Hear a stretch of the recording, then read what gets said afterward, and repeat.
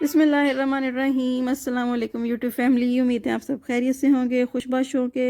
अल्लाह पाक सबको खुश रखे। चैनल पर नए हैं तो सब्सक्राइब कर दें। और आज चलते हैं ऐसी जो है छुपी हुई मज़ेदार रेसिपी की तरफ कि आप जब बनाएंगे और सर्व करेंगे और मेहमानों के लिए भी बनाएंगे तो सब पूछेंगे कि यार आपने बनाया क्या।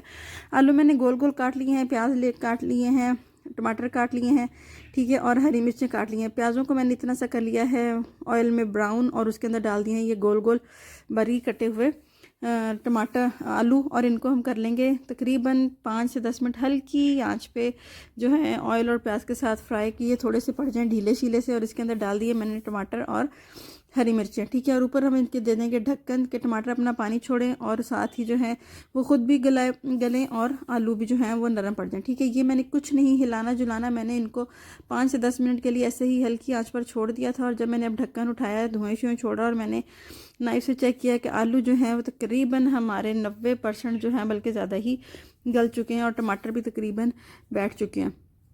अब हमने करना ये है कि इसके अंदर अपने स्पाइसेस ऐड कर दिए। मैंने रेड चिली पाउडर ऐड कर दिया, टर्मेरिक पाउडर ऐड कर दिया है और सॉल्ट ऐड कर दिया है। और मैं ज़ीरा और सूखा धनिया इसको डाल दूंगी क्रश करके, ठीक है। और बहुत ही मज़े की रेसिपी बनने वाली है। अब हम चलते हैं अपने मेन इंग्रेडिएंट्स की तरफ। ये है जी, मैंने चपली कबाब, ठीक है, वो मैंने फ्राई किए थे और गेस्ट आए थे तो वो काफ़ी ज़्यादा बच गए थे, तो मैंने उनको जो है छोटे छोटे पीसीस जो हैं उनके कर लिए हैं, ठीक है। और इसको हमें अब ऐड कर दूंगी अपने उस आलूओं वाले मटेरियल के अंदर, ठीक है। और इसके ऊपर दे देंगे ढक्कन। लहसुन अदरक मैंने यहाँ पे यूज़ नहीं किया क्योंकि फिर बहुत थिक सा टेस्ट हो जाएगा हमारी सालन का, क्योंकि ऑलरेडी हमने जो चप्पल कबाब है उनके अंदर सारी स्पाइसेस, लहसुन अदरक हर चीज़ ऐड होती है।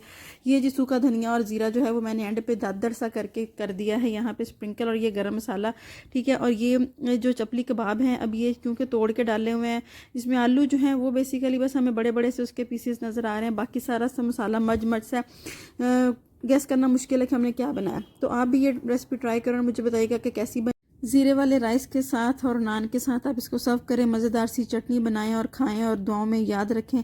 अल्लाह हाफ़िज़।